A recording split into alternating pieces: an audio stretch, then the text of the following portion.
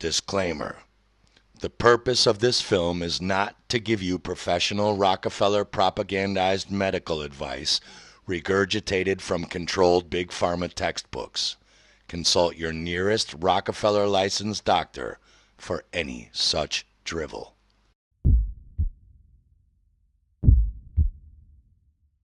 Esoteric biochemistry. The secret. Potassium versus poison. COVID-19 and coronaviruses are not what we are told they are. Even our ancients knew this. The big secret and even bigger joke is, if you are afraid of COVID-19, you are simply afraid of yourself. Our medical books tell us that respiratory syncytial viruses, such as adenoviruses and coronaviruses, are outbreaks of the common cold due to respiratory syncytial virus peak during the winter and spring months. While in the one breath, these medical books tell us that coronaviruses are just the common cold, in the other breath, we are told we still don't really know the cause of the common cold. From now on, we doesn't mean you. Just because this knowledge is forbidden, occulted, and hidden from our doctors and virologists in their Rockefeller-controlled medical curriculum does not mean this information isn't known. It's time we all lift the veil and learn. Know thyself, heal thyself.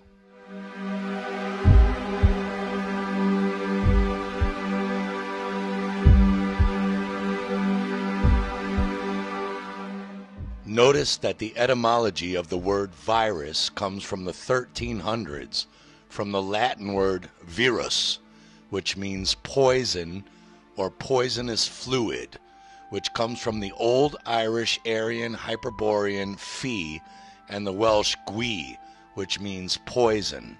It does not mean tiny, flying, invisible unicorn bug.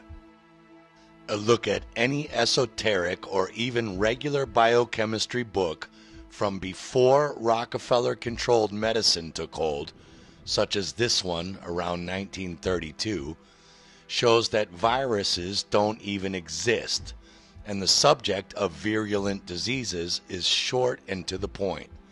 Not because they didn't know any better, but because they already knew what it really was, and Rockefeller and Carnegie could not profit from the simple cure, potassium.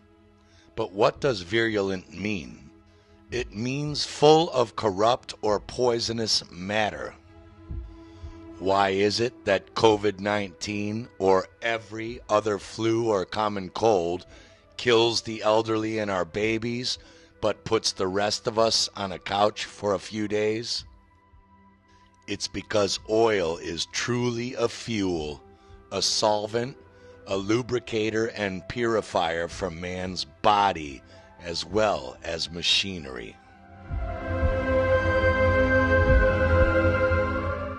And you thought the Rockefellers only dealt in oil for your automobile? Guess again. Oil's value as a medicine was well known by our ancients. Its recognition as a neutralizer of poisons or viruses is proved by the following quote from the Odes of Horace, like poison loathes oil. We discovered in the 1930s that leprosy can be cured by the use of a certain oil. Why does the fake COVID-19 look like it targets the elderly? In old age, the human body is very low in oil, and hence looks dry and shriveled. Skin, hair, intestinal tracts, and bones all require their full quota of oil. The fluid in the lymphatic glands or lymph system must have sufficient oil.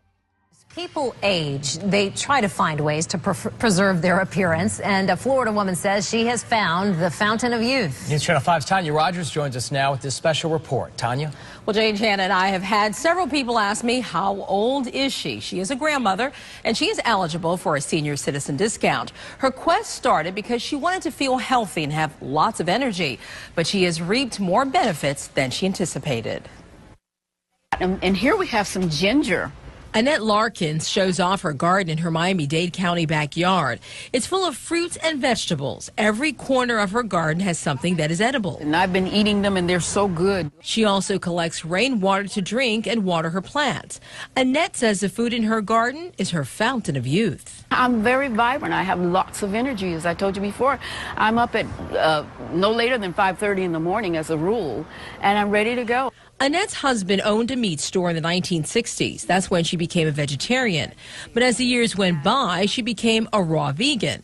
She does not eat any animal products. Her food is unprocessed and uncooked. My diet consists of fruits, nuts, vegetables, and seeds. I do a lot of sprouting of seeds, and as you can see from my garden, of course, these are the raw foods that I eat.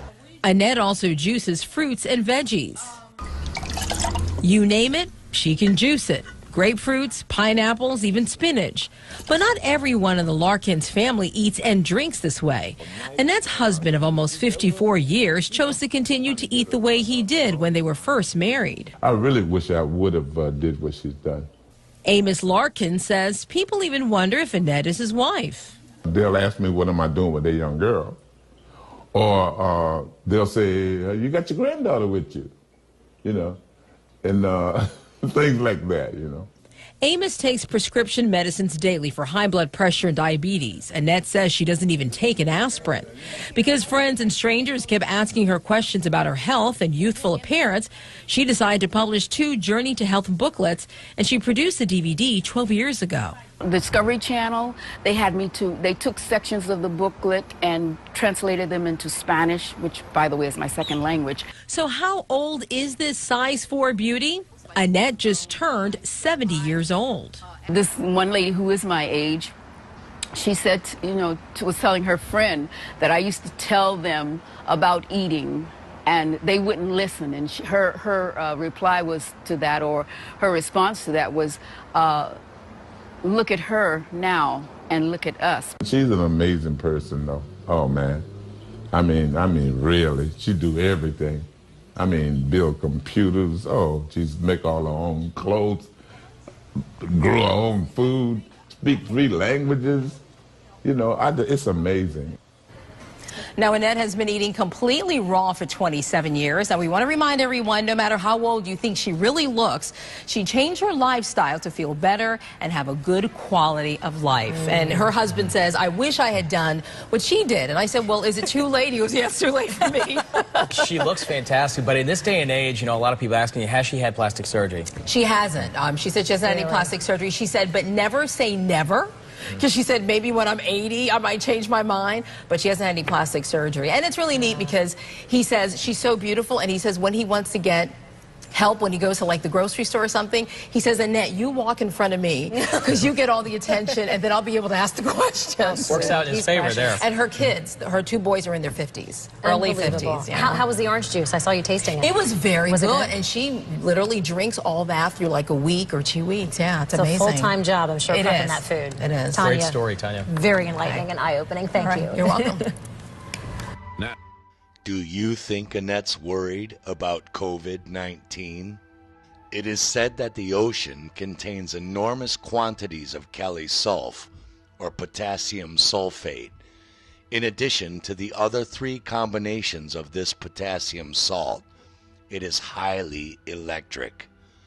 Liebig stated many years ago that potassium is the essential alkali of the animal body, and this is true of the human body.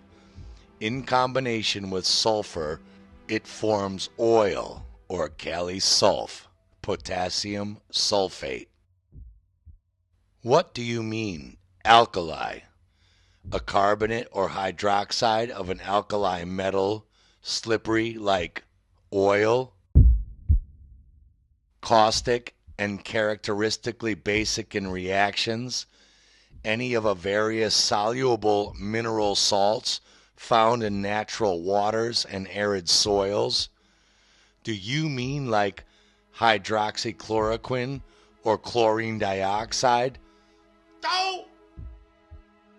Is this why Rockefeller-controlled Big Pharma immediately labels the term quack to any virologist who insists things like, my bottom line still holds the truth that the terrain or internal environment is everything, and the germ or so-called virus is nothing?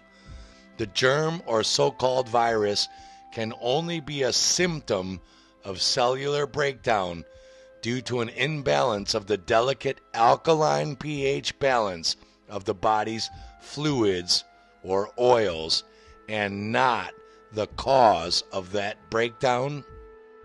It is said that bodies of sheep, salmon, clams, and milk contain a huge quantity of potassium sulfate.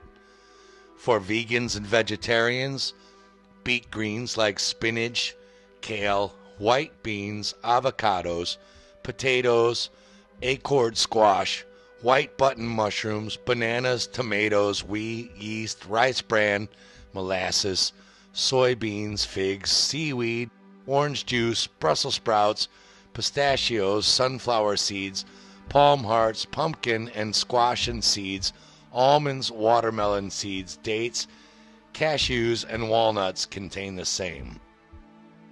Two vegans walk into a bar.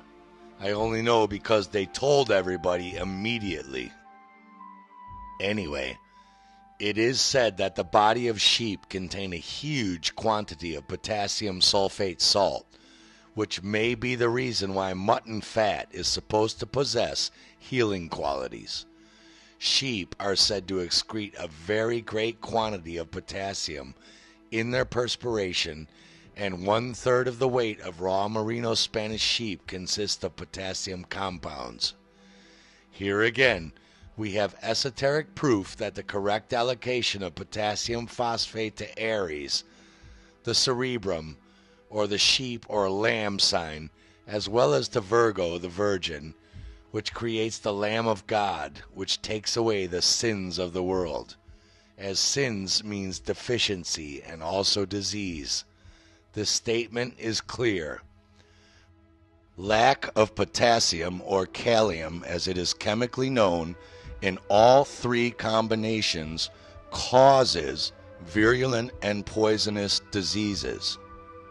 Let's repeat that extraordinary statement again.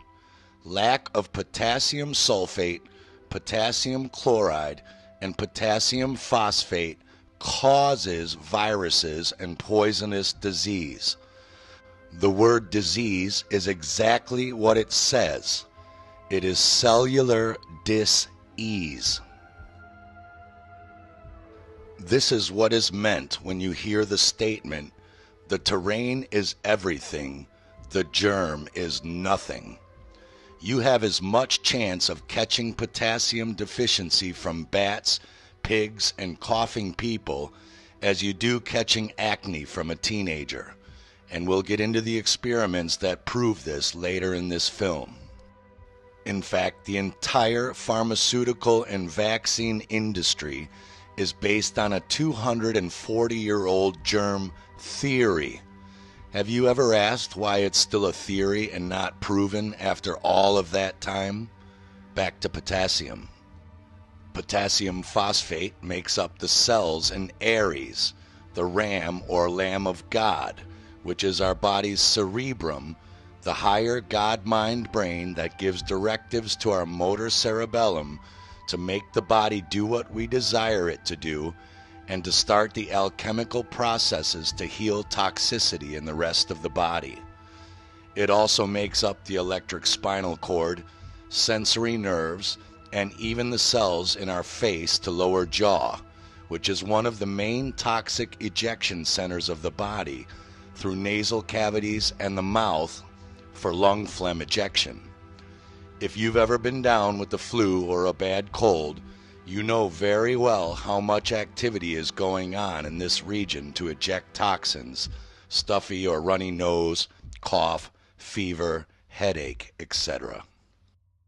But you also know that if you go to the pharmacy, the first thing they do is give you Tamiflu, nasal sprays, cough suppressants, and a plethora of drugs that shut down your body's ability to eject toxins this way, leaving them running amok in your body, doing all kinds of irreparable cellular destruction. Sure, these products short-circuit the Aries sensory nerve centers to make you feel better, in the same way a bottle of whiskey and 2 grams of cocaine make you forget that your arm is broken. But your arm is still broken. We somehow accept this as medicine. By no coincidence, potassium chloride is allocated to Gemini, the twins, named after our lungs, and make up the cells of the lungs, the pleura glands that cover our lungs, our bronchial tubes, and our body's fiber and tissues. Not only are the lungs where ferrum or iron in the red blood cells called hemoglobin carry oxygen to the rest of our body, but they are also another vital excretion point for toxic ejection through the mouth and nose. We'll get back to iron shortly. In the meantime, think of the role the lungs play in flu, colds, pneumonia, and all of these so-called respiratory viral diseases and deaths. Have you ever asked, if viruses are little magical unicorn bugs, why not take a tissue sample from anywhere else in the other 90% of your wet multi-trillion cellular body and see if you find them there? Why are we only testing potassium cellular centers of the body? Shouldn't these bugs be everywhere? If they can fly, surely they can swim. But back to Virgo and potassium sulfate, the solar plexus and the bowels, the other excretion point of toxins. Surely you've had diarrhea during the flu, and the essential oils that destroy viruses or cellular poisons. People who are deficient in potassium sulfate suffer from virulent diseases and are easily poisoned by tainted foods. They should be extremely careful relative to their diet and toxic flu shots as well. As potassium sulfate acts as a fuel, deficiency in it will cause a person to feel suffocated, and he suffers greatly under certain atmospheric conditions. As the polar opposite of Virgo is Pisces, the fishes, allocates with ferrum or iron and makes up arterial blood and red corpuscles, the above symptom is usually aggravated when insufficient oxygen is obtained. Lack of iron causes depression, discouragement, and a feeling as if one were absolutely crushed, since the air pressure on the body is much greater than that within. The blood is thus poisoned and will eventually become very putrid, especially as potassium deficiency always accompanies lack of iron.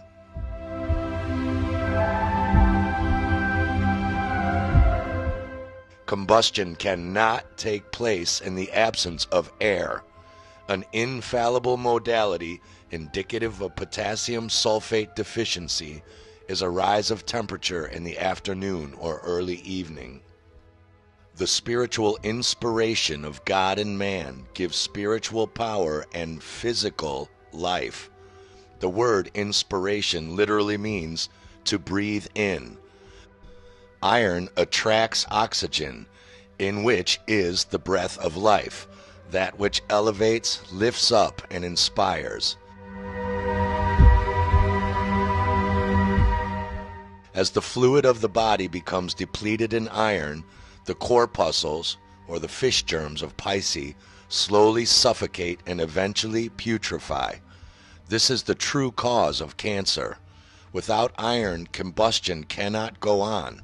Potassium sulfate and ferrum iron are, then, the legitimate cure for this putrid and virulent disease. In Latin, the word ferrum is derived from the word ferro, meaning to bear, to bring, to carry. And this is the true nature of this magnetic salt. It bears, brings, and carries oxygen, the breath of life, the Spirit of God in man. Where strength and firmness are required, iron is used. Our strongest machinery is made of it. Iron and steel are used for the framework of buildings. Its use in the body is exactly the same, for strength. Therefore, in attracting oxygen, spirit, into the body, humanity is supplied with the strength to endure, to live, and to fight for the right. And so, when we are lacking in all three potassiums and iron, we get catarrhal conditions of the head and throat, which is inflammation of mucous membranes of the nose and air passages, often with slimy yellow or greenish matter. We get stuffy colds, fevers, bronchitis, coughs, pneumonia, whooping cough, rattling and gurgling of mucus in the chest, fungoid inflammation of the joints, and even blood poisoning. Basically what you call a bad cold or the flu.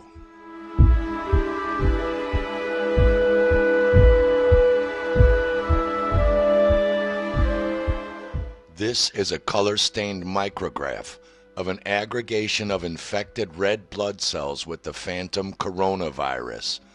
These so-called infected cells are nothing more than biological transforming red blood cells that are going through pleomorphic changes due to increased acidity and a declining pH value of less than 7.2.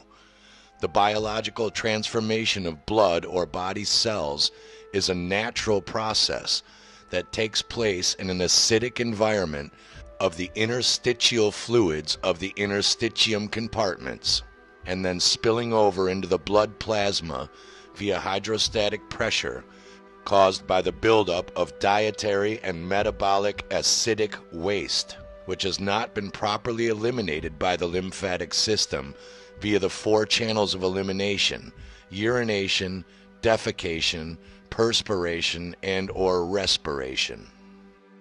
By now, you've probably heard concerns that 5G uses multiple frequencies, including this 60 gigs, which stops the hemoglobin in your blood from taking up oxygen and being able to deliver it to the rest of your body, and that many doctors have come forward and are claiming the ventilators are suffocating and killing their patients, not helping them. You can pump as much oxygen into your lungs as you like, but it doesn't work if the lungs are not able to deliver it to the rest of your body. Would it be wise to start taking cell salt supplements of ferrum iron and potassium sulfate, chloride, and potassium phosphate daily, now that these towers are going up everywhere while you're in lockdown? Do you think a vaccine that contains 0 iron or potassium is going to make you immune from this problem? The point of this film is not to give you any medical advice, only information so that you can make that decision for yourself. Association does not mean causation. Imagine every time you see an airplane or helicopter, you notice they always have windows on them, and therefore windows must be the reason these vehicles are able to fly. Or saying that since cats share 90% of our human genes, we must be cats. Unfortunately, that's exactly how Rockefeller Big Pharma PCR tests and germ theory works. They assume that because they find partial genetic materials in the fluids of the body's cellular potassium centers that have 80% matches to genetic materials they found in some other sick person and that they claim to be viruses, even though an alleged virus has still never been completely 100% isolated and proven to this day, that they must be viruses and must also be the cause of disease, because they're always there, just like windows are always on planes and helicopters that are flying. If a PCR test finds a genetic material in your fluid is a 90% match to a cat, you must be a cat. So this is an example of how you could be misled by your observations and assume that it's a contagious process that passes an illness between people, when in actuality it is that they had a common exposure to some kind of toxic insult that caused the problem. All at the same time in mass? Okay, so let me just play devil's advocate. So are there things in life that cause contagion? Like, let's say, people call it the Spanish flu of 1918. Was that actually a contagious event? Well, I'm glad you brought that up because there is a book called The Invisible Rainbow by Arthur Firstenberg, and it describes that right after the Spanish flu pandemic, which, by the way, resulted in 50 million deaths. Right. Okay, so that is way, way, way, way more than our current situation. But the U.S. Public Health Service, they did a series of 3 experiments with people. They did some additional animal experiments as well. But the experiments with the humans, they had 100 healthy subjects, and then they had several people who were sick with the flu. So what they did is they had the people who were sick with the flu cough up as much nasty stuff as they could. They put swabs in their nose to collect the snot. They even swabbed their eyeballs. So they were trying to collect all of the particles that they thought were infectious that they could then deliver to a healthy person and make them sick. So in the first experiment, what they did is they squirted these secretions into the nose, eyes, and throat of the healthy people. And out of those 100 healthy people, not one of them became ill with the flu. So they thought, well, we need to try harder, and they devised a second experiment. In the second experiment, they took the same secretions from the sick person who was coughing and sneezing and tearing, and they then injected that into the healthy subjects. And once again, none of the subjects became ill with the flu. So they devised a third experiment thinking that perhaps a more natural, casual human contact is required for transmission of the disease. And so what they did is they had the person who was sick with the flu sit really close, like uncomfortably close to the healthy subject. And they had a conversation for like 5 or 10 minutes. I forget the exact time. And then after that, they had the sick individual take a deep breath in and the healthy individual take a deep breath out. And they put their lips together almost as if they were kissing, but no contact. And the sick person blew all of his breath into the healthy person who inhaled it all. And the results of that experiment once again showed that none of the healthy subjects became ill. So I've tried very hard to find additional experiments where they tested this theory about contagion of infectious agents. And I could not find any conclusive studies that proved contagion exists. Why viral? Because the people are poisoned, they excrete toxins, they look like viruses. People think it's a flu epidemic. In the 1918 epidemic, the Boston Health Department decided to investigate the contagiousness of this. So they, believe it or not, took hundreds of people with the flu and they sucked the snot out of their nose and injected it into the healthy people who didn't have the flu, and not one time could they make the next person sick. They did this over and over again, and they were not able to demonstrate contagion. They even did it with horses who apparently got the Spanish flu, and they put bags over their head, and the horses sneezed in the bag, and they put the bag over the next horse, and not one horse got sick. You can read about this in a book called The Invisible Rainbow by Arthur Firstenberg, who chronicles all the steps in the electrification of the earth and how within 6 months there was a new flu pandemic all over the world. And when you hear the normal explanations, how did it go from Kansas to South Africa in 2 weeks? So the entire world got the symptoms at the same time, in spite of the fact that the mode of transportation was horseback and boats, and there's no explanation for it. They just say, we don't know how that happened. Germ theory has been so widely accepted as a fundamental principle that all of our other scientific knowledge is based upon. There has been no effort or funding or research done to look for an alternative cause. And why do you think that is? Well, from the point of view of scientists, since they accept that the virus causes the disease, there would be no point in doing other research to look at other potential causes. And so they spend their research efforts to learn more about these particles that they're calling viruses. And furthermore, the way research is done is that because scientific research is extremely expensive. So there are some private foundations with endowments that do fund a very, very small percentage of the scientific research, but the overwhelming majority is funded by government grants. And the way this apparatus works is that the different government agencies that are part of the National Institutes of Health and the National Science Foundation, they have specific research goals and areas that they want to study. So they put out these publications that describe the type of subjects that they want research done, and that's what they're going to fund. So they're not putting out grants to look for alternative causes of these diseases because they're not interested in that. The sad part is that government health agencies are revolving doors for big pharma executives with major shareholdings, whose interests lie in profiting from multi-billion-dollar annual sales of vaccines, antibiotics, prescriptions, and over-the-counter remedies. They have no interest in committing financial self-destruction or industry suicide by funding more studies that disprove the germ theory.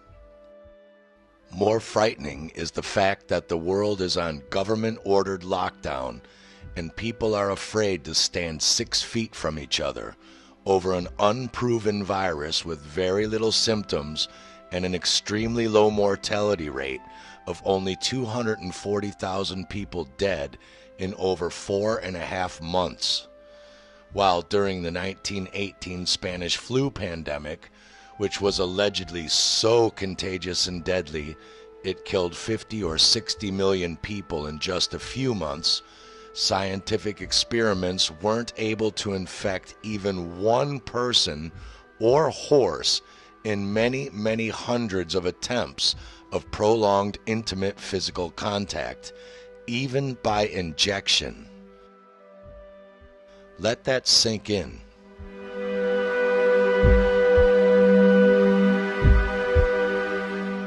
Just for the record, 1918 was the coldest winter on record until 1938, 1960, and 1979. So people were indoors and lacking vitamin D from sun exposure. As Arthur Firstenberg wrote in The Invisible Rainbow, in 2001, Canadian astronomer Ken Tapping showed that the influenza pandemics over the previous 300 years correlated with peaks in solar magnetic activity on an 11-year cycle. Once again, 1918, 1938, 1960, and 1979 correlate.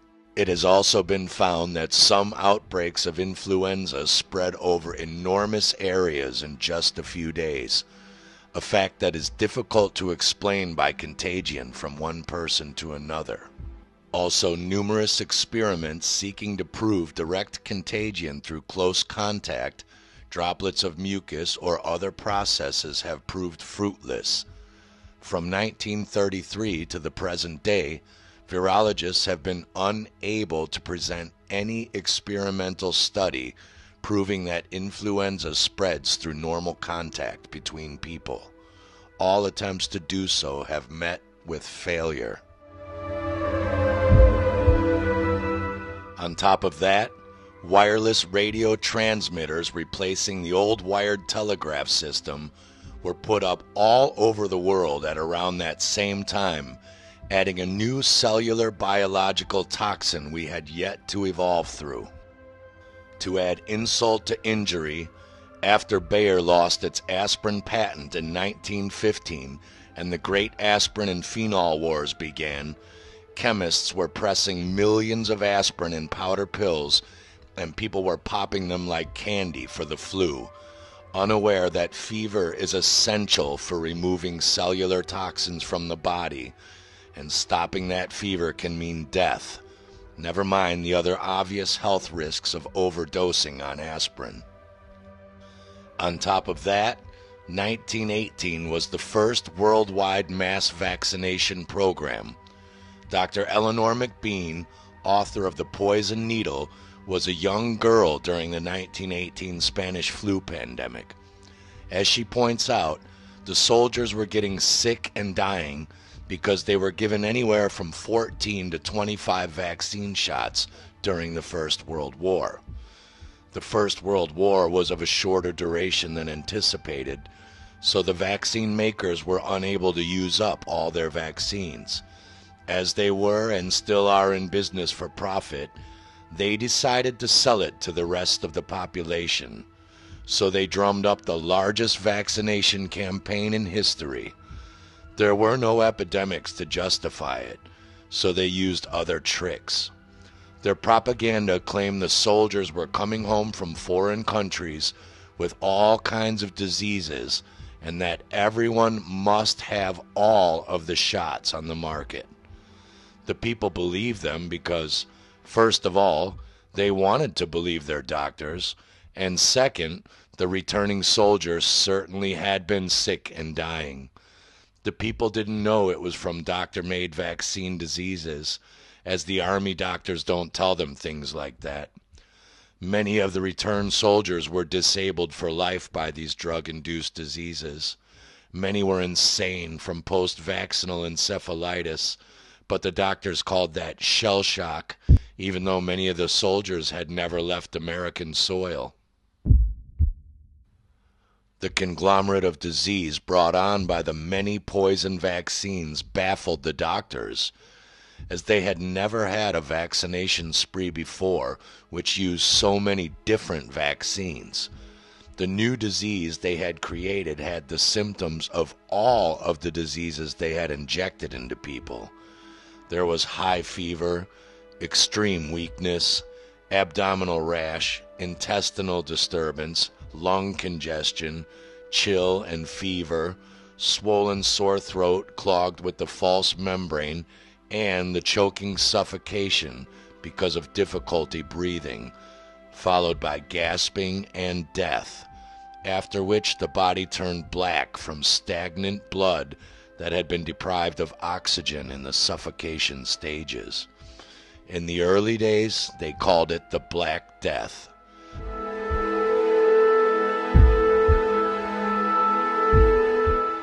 They wanted to direct the blame away from themselves, so they called it Spanish influenza. It was certainly not of Spanish origin, and the Spanish people resented the implications that the worldwide scourge of that day should be blamed on them. But the name stuck, and American medical doctors and the vaccine makers were not suspected of the crime of this widespread devastation, the 1918 flu epidemic. Eleanor wrote, "That pandemic dragged on for 2 years, kept alive with the addition of more poison drugs administered by doctors who tried to suppress the symptoms. As far as she could find out, the flu hit only the vaccinated. Those who had refused the shots escaped the flu. Her family had refused all the vaccinations, so they remained well at the time. They seemed to be the only family which didn't get the flu, so her parents went from house to house doing what they could to look after the sick, as it was impossible to get a doctor then. If it were possible for germs, bacteria, virus, or bacilli to cause disease, they had plenty of opportunity to attack her parents when they were spending many hours a day in the sick rooms. But they didn't get the flu, and they didn't bring any germs home to attack the children or cause anything. None of her family had the flu, not even a sniffle. She wrote, "When I see people cringe when someone near them sneezes or coughs, I wonder how long it will take them to find out that they can't catch it, whatever it is. The only way they can get a disease is to develop it themselves by wrong eating, drinking, smoking, or doing some other things which cause internal poisoning and lowered vitality." Dr. McBean seems to have the same conviction as the great pioneers of biochemistry, like Dr. Schussler, Dr. Carey, or Dr. Perry, who state, "In cases of boils or carbuncle, the biochemist loses or wastes no time searching for anthrax bacilli or germs, nor does he experiment with imaginary germ-killing serum. He simply furnishes nature with tools with which the necessary work may be accomplished." Which brings us back to biochemistry, iron and potassium. The so-called diseases that Rockefeller Big Pharma claims are contagious flying protein capsules are the exact same cellular diseases, or rather mineral cell salt deficiencies, that are quickly, easily, and cheaply cured by simple biochemistry. In the case of potassium chloride deficiency, the spinning process stops and our threads thicken and tangle, and the parts feel enlarged, congested, and swollen. The thread or fiber takes up too much room. This is the true explanation for swellings, glandular enlargements, etc. Thick blood or embolus results from the need of this salt, causing the heart to work harder as more energy is required to circulate the blood. Biochemistry states that potassium chloride is specific for children's diseases, for they have to do with disturbances in the fibrin and are usually accompanied by exudations through the skin, as in scarlet fever, measles, chicken pox.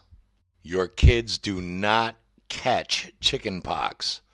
Mother's milk is loaded with potassium chloride, and they weren't breastfed until age 4.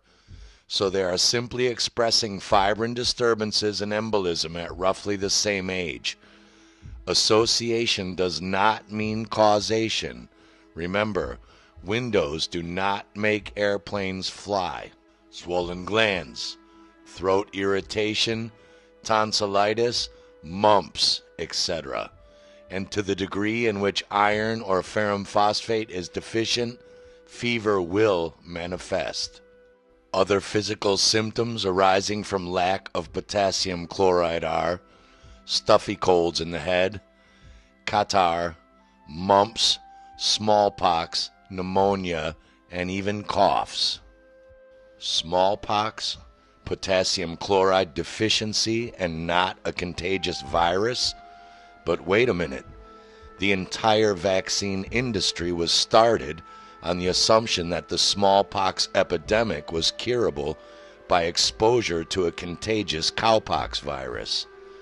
Let's bring this film home by going back to the 1700s and the real origin of germ theory, and using our new knowledge, see if we can find the fallacy and potassium connection. The environmental terrain of the 1700s was riddled with famine coming out of the Maunder Grand Solar Minimum. It was also a century of constant epidemics of iron and potassium nutritional deficiencies, understandably. In the 1720s, when leeches were used to bloodlet out evil spirits, inoculation came to Europe in hopes of curing the smallpox. You have to remember, biochemistry wasn't rediscovered until 100 years later. Inoculation was done by inserting or rubbing powdered smallpox scabs or fluid from pustules into superficial scratches made in the skin. Seeing as pustules are poisonous toxins trapped in mucus that the body is trying to eject through the skin, unsurprisingly, the patient would develop pustules identical to those caused by natural occurring smallpox, since the doctor just rubbed the exact same poisonous toxins into that area. After about 2 to 4 weeks, the patient's symptoms would subside after removing the poisons rubbed into them, indicating to the doctors successful recovery and immunity. In 1783, the Laki super eruption rained down 122 megatons of poisonous sulfur dioxide for 8 months straight all over Europe, causing famines that were killing people and animals who were eating contaminated grass, as well as crops. The huge discharge affected other parts of Europe for many years, including England, where our hero, Dr. Edward Jenner, comes in. Jenner had always been fascinated by the rural old wives' tale that milkmaids could not get smallpox.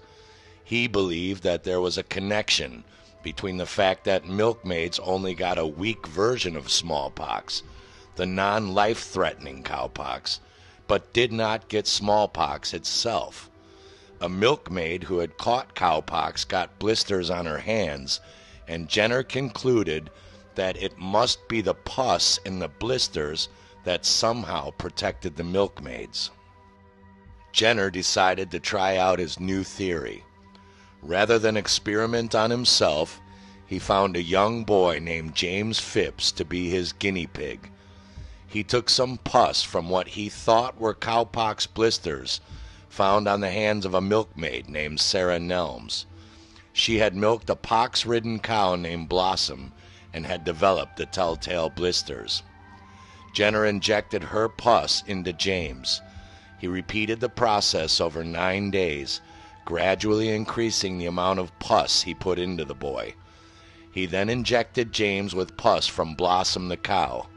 James became ill, unsurprisingly, but after a few days made a full recovery with no side effects. Jenner thought he had made a brilliant discovery. But had he? For starters, it was the century of famine, and there was certainly one going on at that time. What do you think most milkmaids were living on for their sustenance?